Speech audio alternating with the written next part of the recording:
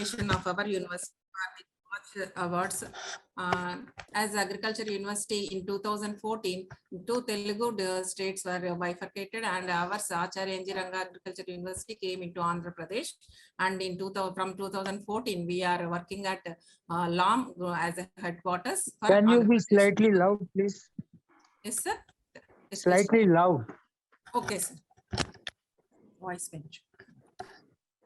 After bifurcation, we are working at LAM Guntur for the benefit of the farmers under the name of Acharya N.G. Ranga Agriculture University.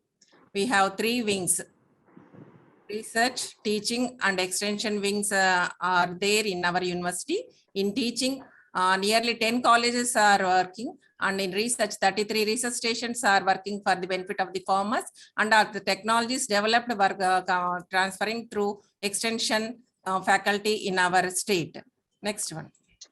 In this, I am proud to say that is ANGRU has introduced the RAWE program for the benefit of the students in the final year, and this has taken up by the ICR and also make it as mandatory to all the state agriculture university in the final year.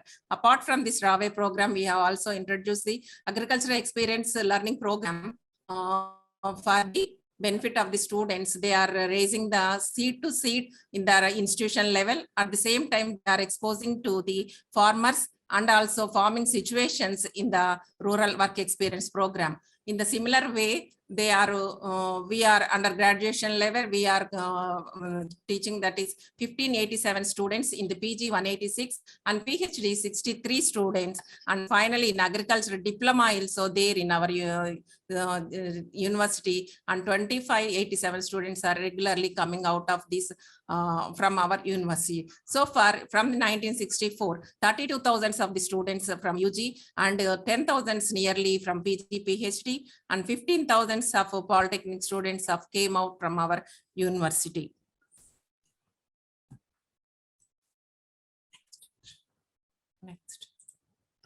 Next slide. Sir, I am proud to say that nationally ANGRU stood first in PG scholarships for 21-22 in both the faculties, that is agriculture and agriculture engineering. I am also proud to say that from 2018, 19 and 20 also, we ranked second in grabbing the PG scholarships at national level. And in coming to the research accomplishments, totally 470 varieties of different crops were released from our ANGRU, and the mega rice varieties, that is BPT 5204, that is released under the name of Samba Masuri, and MTU 1079, it is the Swarna variety, and MTU 1001 and 1010 and NLR 3449 are the mega rice varieties that are occupying more area in not only in our AP but also in our country also, sir. That is apart from this, the varieties released from our Andhra Pradesh are occupying nearly 90% in paddy and groundnut 95%, in black gram 75%, that is wood bean 75%, and mung bean in 60%. Apart from this, this year we are also placed and got 3 patents from for different, that is jaggery preparation, that is granular jaggery preparation, and missionary for the jaggery preparation, and chocolate making from the Upanisha. That is these are the patents we got. And after bifurcation from Telangana, we really released 63 varieties from our university. So as I already told that these mega varieties, rice varieties occupied nearly 14 million hectares, that is 34% of the area of rice growing in national level, that is all India level, and giving us 33% of the India's total rice production. Globally, these also our varieties are occupying in Bangladesh, Sri Lanka, Nepal, Uganda, Ethiopia, and Kenya too. In groundnut also we are occupying 55% in national area with the promising, that is Kadiri 6 variety, which is developed from our ANGRU university. Apart from this, the pulses and sugarcane varieties has got footprints in our entire South India. I am proud to say that during in Corona period also, the exports of our ANGRU rice varieties nearly increased, and it is 14,190 crores for generated for export revenues. Next one. This is the important, even though we produce a number of varieties, the quality seeds supplied to the farmers in production and productivity increasing from their unit farmland is more important. When we see after bifurcation, we developed that is 70,000 of quintals of seed produced of different varieties in 21-22 and supplied to different agencies and also the farmers. In addition, we used to conduct mega seed melas by demonstrating all our important and large scale varieties to show and the showcase to different seed companies. Nearly in this April, nearly 150 companies from all India level visited our research station Maruteru in West Godavari district of Andhra Pradesh, and they purchased several quantities of breeder seed and foundation seed. So this is one of the important activities so that we can spread our areas to other states of our country. Next one. This is the technologies we are pioneer in our from our Angro. I am proud to say that drone technology. This is the fast upcoming technology, and also central and state government is also large of inputs and this is budget is giving to this technology. And we have developed standard operational procedures for nearly 10 major crops from this drone technology, and we are also popularized and demonstrated in 30,000 hectares in farmers field of different sowings and sprayings and green manure crops. Everything we have demonstrated to the farmers, and now we are going and development of pilots also, that is training of pilots and from the agri polytechnic students, so that they can be utilized as the pilots and co-pilots as they when we are owning that a drone is not, but owning the developing pilots also very good important future. So we are also training our polytechnic students in development of drone technologies. Apart from this, we are also organic farming we are conducting and agriculture market intelligence so as to show the rates, forecasting of rates to farmers which have to grow and everything, and in pest and disease forecasting through agrometeorology and simple machinery technologies that can be suitable for mini tractors and to reduce the cost of technology, and development of floricultures and tribal areas for improving the ecosystems also. Agro-ecotourism in tribal areas in our Andhra Pradesh also we are looking forward. Next one. This is the third wing, that is the extension wing. Whatever the technologies we have developed, we are delivering at the end, that is to the farmers. And one of the important thing is BFSI Panchangam. From the last 50 years also, we are updating every regularly and every on a festival, that the first festival of Telugu, that is Ugadi day, we used to release that BFSI Panchangam after updating for that year. Apart from this, the data centers and KVKs are working in our extension levels, and they are reading regularly the farmers through diagnostic and visits. And meanwhile, we are also linking up with the department officers to transfer our technology and new technologies like flag methods, pollen buddy, seasonal kinson, melas, TNV and ZRS is also we are conducting regularly to transfer our technology to the farmers. This is, I am proud to say that in 2018, we ranked 31st, 31 rank in agriculture universities. Now in 2020, we ranked 11th rank among the 70 agriculture university at the national level. Next. Sir, before going that, what are the challenges and future roadmap for our university and for the benefit of the farmers of Andhra Pradesh? These are the challenges, that is nutritional security. We have to develop biofortified varieties in not only in rice, millets, pulses. Conclude in next 2 minutes. Ecotourism based empowerment. Yes, okay, sir.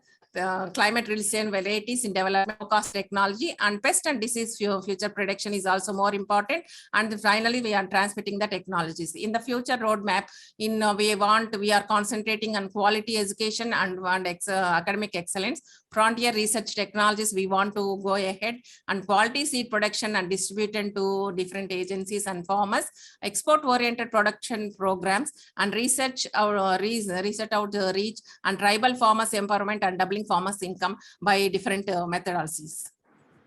These are all about the achievements and the future line of work from our Angro universities. If you want to do any, what is the practice? Very good, ma'am. Very good. Because NG Ranga University is doing good work, especially for seed production. I think you have done excellent work. So it was more about your university doing what sort of activities you are doing, Yes, sir. right? But how come you are ranked 11 and all that? On what basis? Is it academic number of students you have done, or is a combo of you see your research activities or your seed production activities Yes, or a sir. number of other things? Yes, sir. Research activities and in revenue generation through seed production and external funded projects and publications in Scopus industry journals and varieties, patents. Like this, we have improved our ranking in this, sir. Okay, thank you. Keep on doing the good work. Thank you, sir. I think your efforts are excellent and outstanding. But what are you doing about the access of seeds, quality seeds availability to the farmers? Because every farmer cannot go to the block level. He cannot go to BDO or some higher authorities.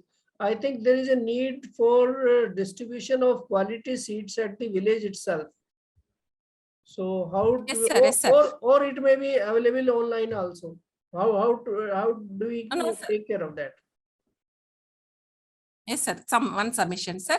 Our government has instituted that 10,700 Raitu Bharosa Kendra, sir. For every 2,000 hectares, they have instituted. There, village agriculture assistants are there. Every monthly, we too are visiting, our scientists also visiting, and capacity building programs are also initiated to village agriculture assistance. There we are displaying our varieties and seed availability and rate, and we are also giving them the seed and biofertilizers, everything are to display at Raitu Bharosa Kendras, so that that 2,000 farmers available in that village are looking forward and they are coming up to and taking that seed away, sir.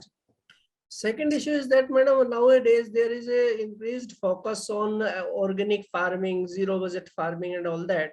So in order to meet the huge demand of organic fertilizers, how as a nation we can, as a public policy, how we can ensure that adequate quantity of organic manure and organic pesticides also. Yes, sir. How can we make them available to general public? Sir, biocontrol labs and biocontrol biofertilizer units in our university also, there are 4 biofertilizer units are there, sir. We are regularly producing based on the intents from the department, and we are supplying through Raitu Bharosa Kendras and also for department for people, and farmers are directly approaching us to take out that biofertilizers, and 20%, 25% of the biofertilizers we are substituting with the chemical fertilizers, sir, so that we can balance. We completely convert it into organic fertilizers will give reduce yield, sir. That's why we are promoting 25% of the biofertilizers in place of chemical fertilizers, sir, for promoting and without any sacrifice for the yields. Okay. Thank you, ma'am. Thank you, please. Thank you, sir. Thank you.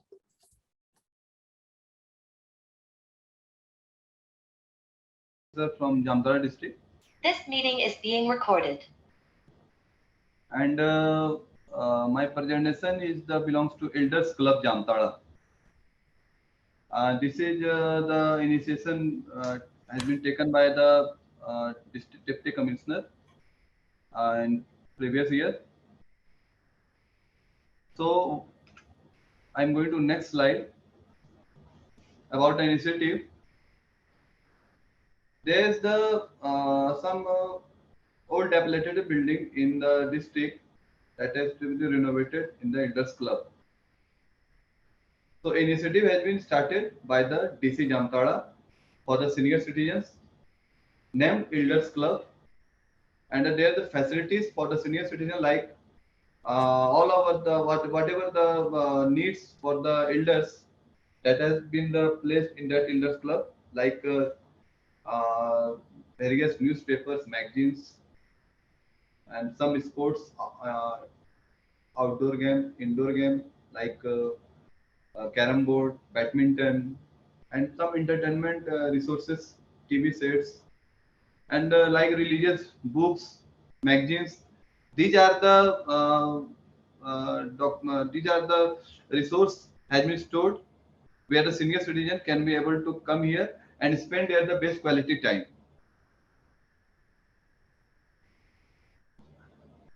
There are 6 elders club in the district in each block.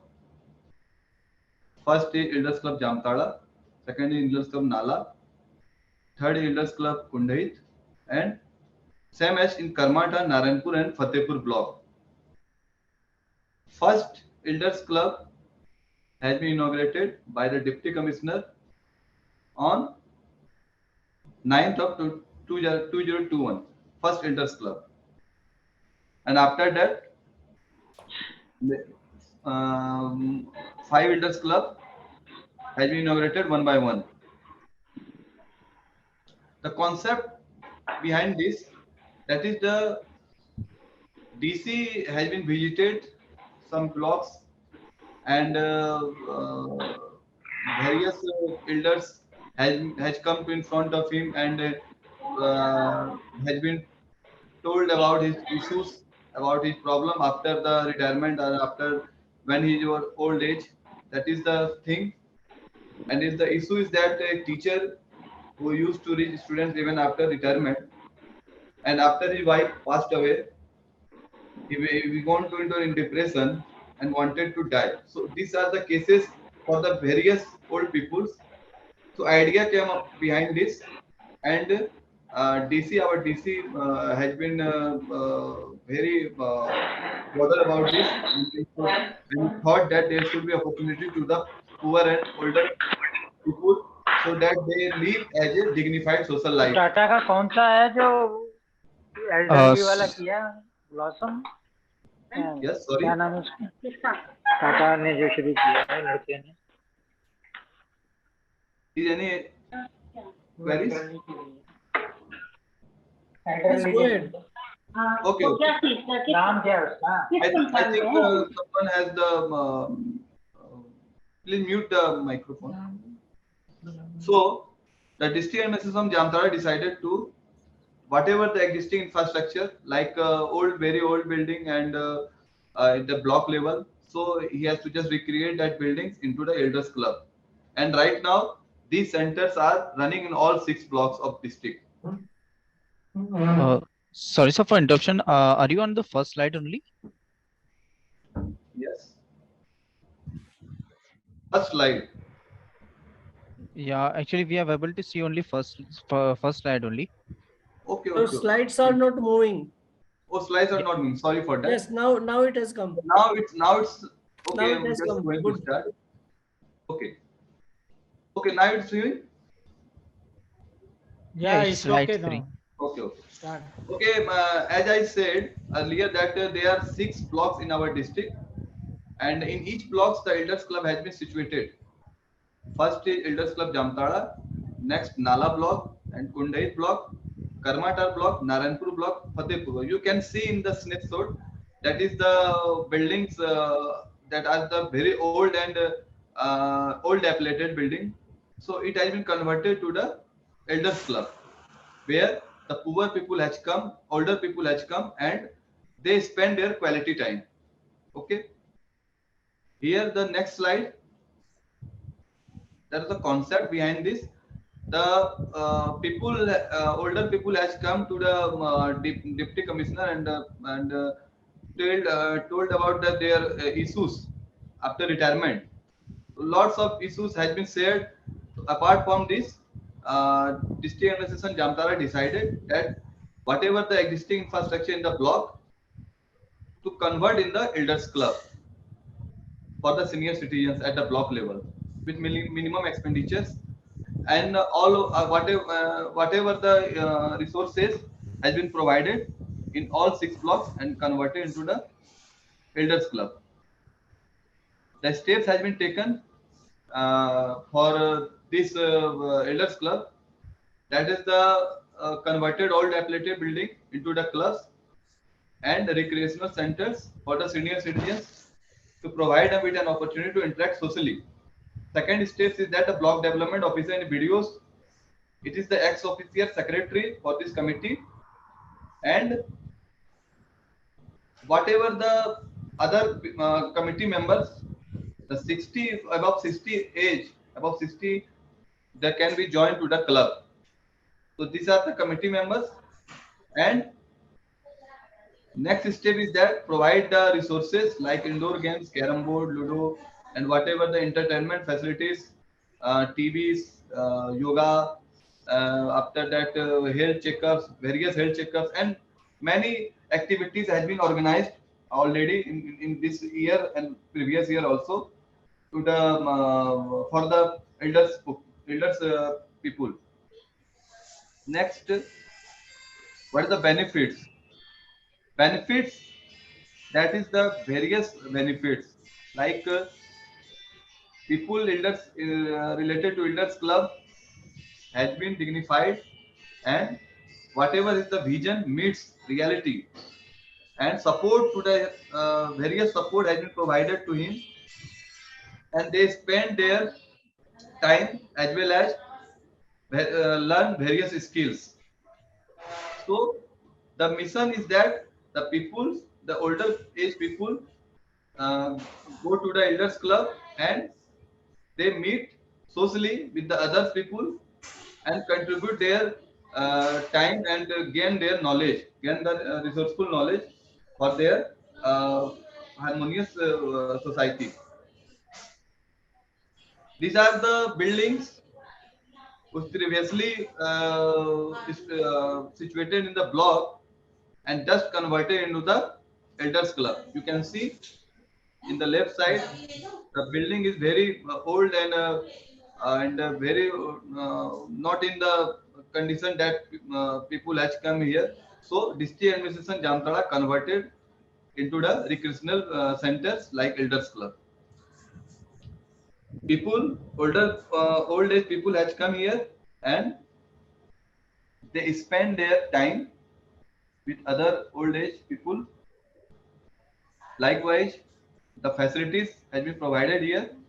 The carom board, television, chess, ludo, badminton, religious books, and other facilities. Sorry, sir, for interruption. Can you please Yes. conclude your presentation in 2 minutes? Yes. Okay. Okay. Okay. So these are the snapshots in the newspaper. Also, you can see the in the various media corner where this about the elders club there. You can see various snapshot, and also the social media has been used for this. About the senior citizen, what is the saying that this is very beneficial for them. You can see the website has been developed by the district administration Jamtara is also here about the elders club. You can see here, and also the website has been developed about all the elders club. Here you can see about the location and also the related information about the poor age people like old age schemes, Narega, social assistance program, whatever the old age program has been generated and has been issued by the government of Jharkhand, that has been the mention in this website. Overall, these elders club going and running very successfully, and people has come here, people is going there, and they enjoy their life, entire life.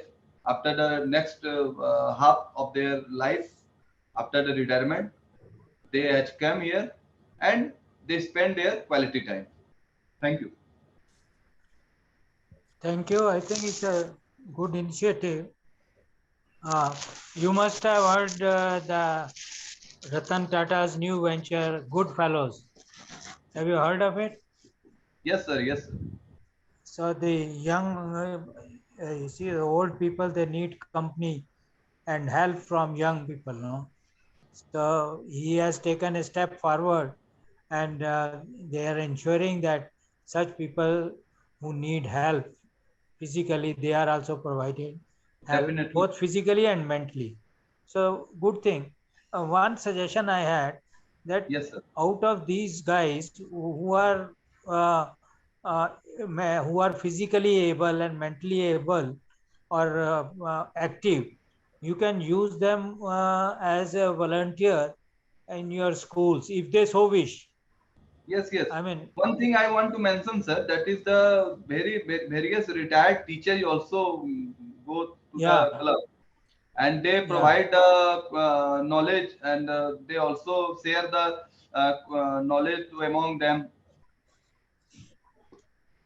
old age people. So okay, good.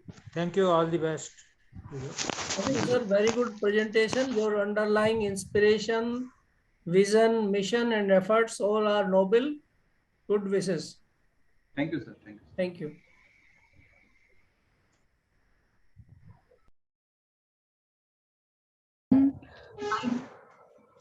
And my entire team in Raigad, where I was posted in 2020 and 2021, when the humanity as such faced a very unprecedented crisis in the form of a pandemic, which nobody could believe what the scale would be.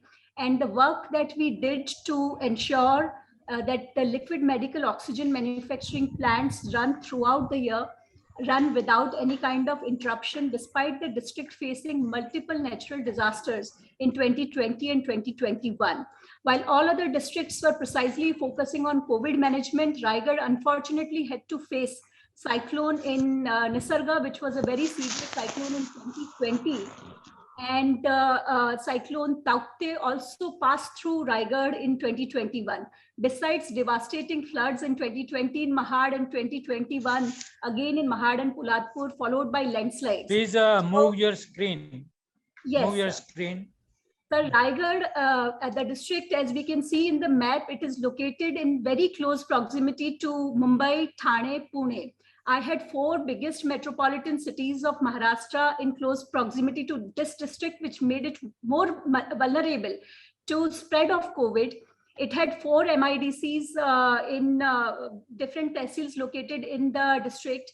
But the vulnerability that the district had in terms of disaster can be seen that 62 of my villages were located on the coastline with approximately 2 lakh of population living along the coast. I had 115 COVID hospitals to cater to when the district was at the same time suffering the whammy of nature in form of cyclones and floods. There were 2 COVID, from COVID point of view, 2 oxygen plants which we had before the advent of COVID, Inox and Linde in the district. But we added 2 more plants at JSW Varkhal and also a JSW 2.0 plant, besides restarting the oxygen manufacturing capacity at Tata Steel and 1 at Reliance Nagotne.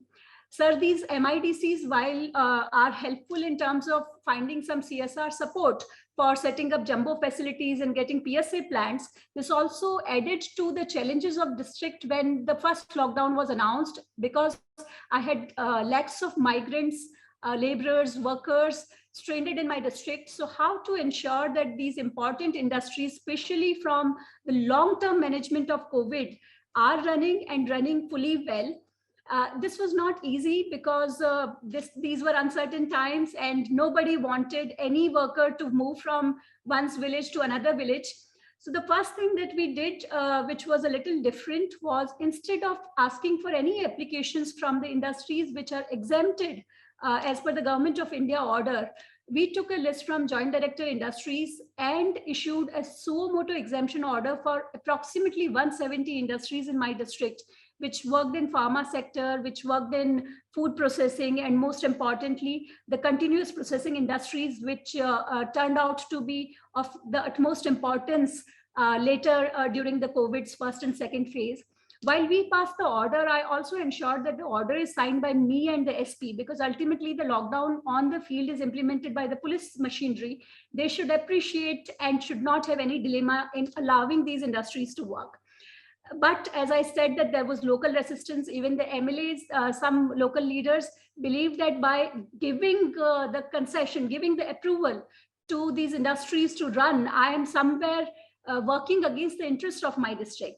And there was a resistance coming. I had to visit all the industrial camps, the labor camps, also speak to the sarpans and the local leaders and convince them that these industries need to run, not just for Raigad, but also probably for Maharashtra and India.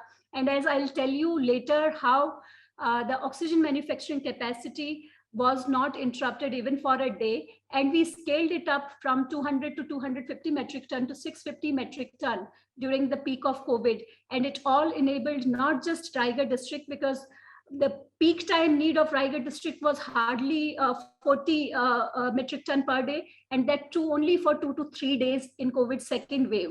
So whatever added capacity we were doing and working while also facing the disasters, we were doing it not just for our district.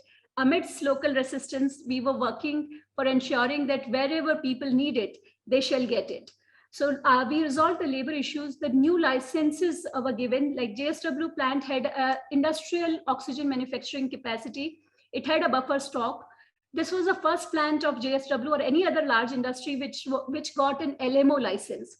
And they were convinced to get an FDA license for, instead of industrial oxygen, they should allow it to be used for liquid medical oxygen, and whatever necessary convergence were required or coordination were required with agencies like FDA, PESO, MSCDCL, DHO, this was being done by the command and control room of the district collector.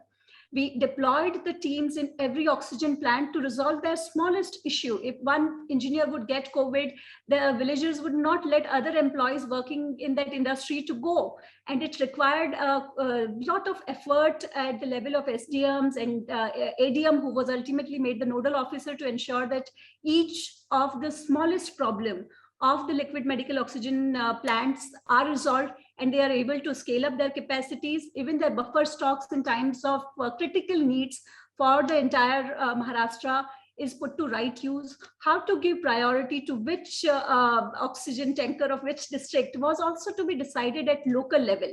While there was a state task force, but ultimately the work was being done by the district level team.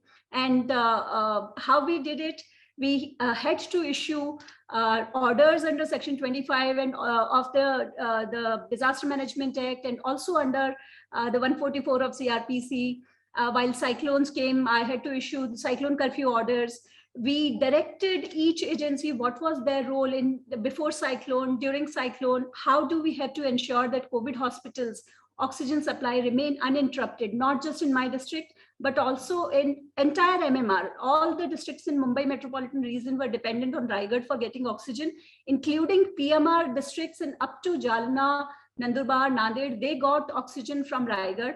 Police was directed to provide protection in all the police on all the LMO plants. This was something we have heard of the news coming from other districts that some law and order issues happened, but not even a single incident happened in a district which was manufacturing 650 metric ton during the most critical times. But because of the advanced planning of providing police protection and giving green corridors to LMO tankers, not even a single incident of diversion of oxygen tankers happened in my district. We coordinated JSW for expansion of its capacity from the initial capacity of 100, adding another 100 metric ton, needed a license, needed a connection, electricity connection of a certain capacity, for which we needed to coordinate with the MSCDCL and even the Energy Secretary, and could get that approval in 24 hours time, which added another 100 metric ton of capacity.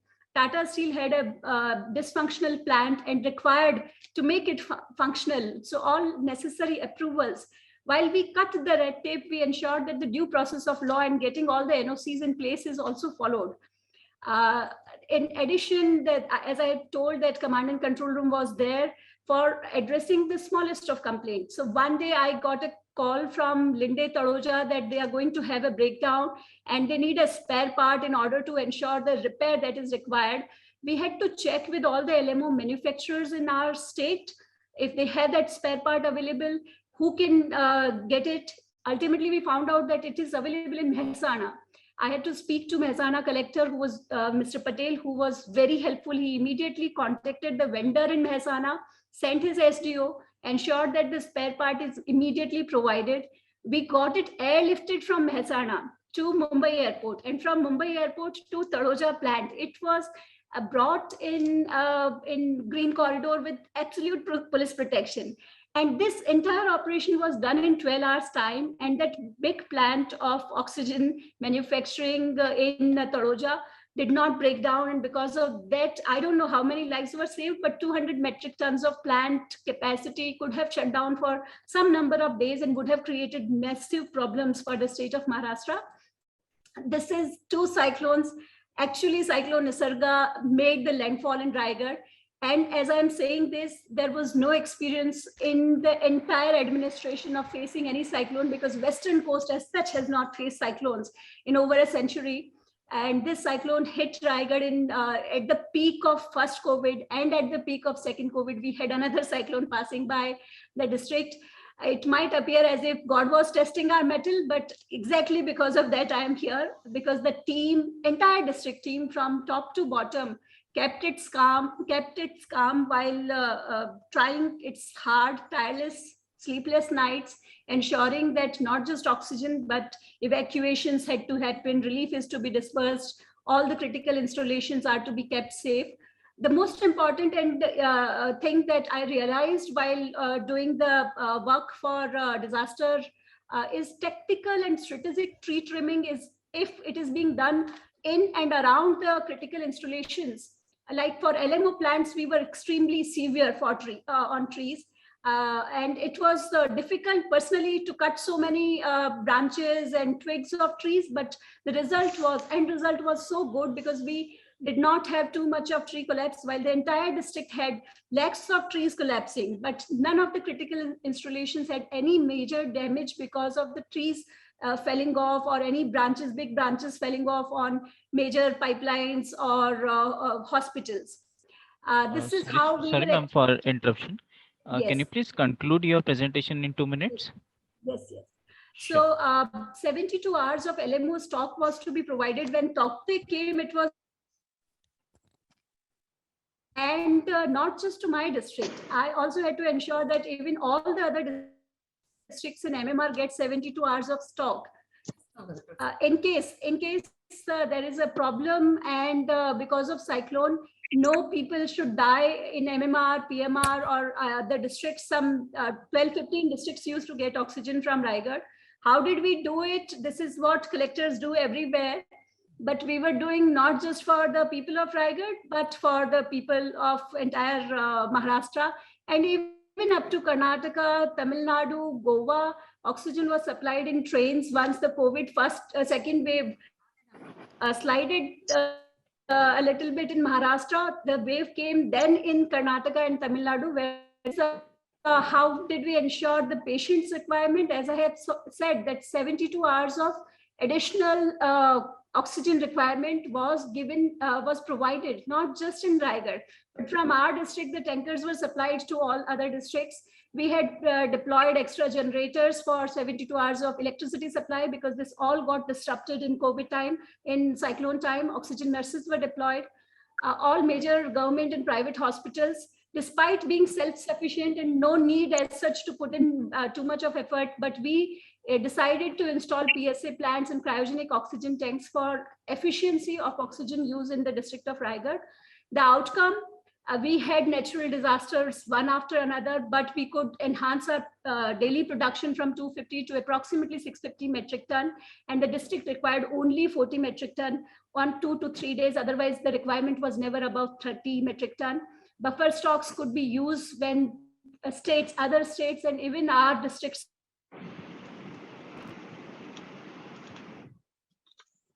to oxygen shortage in Raigad, despite situations being like I am showing in the image on the right-hand side.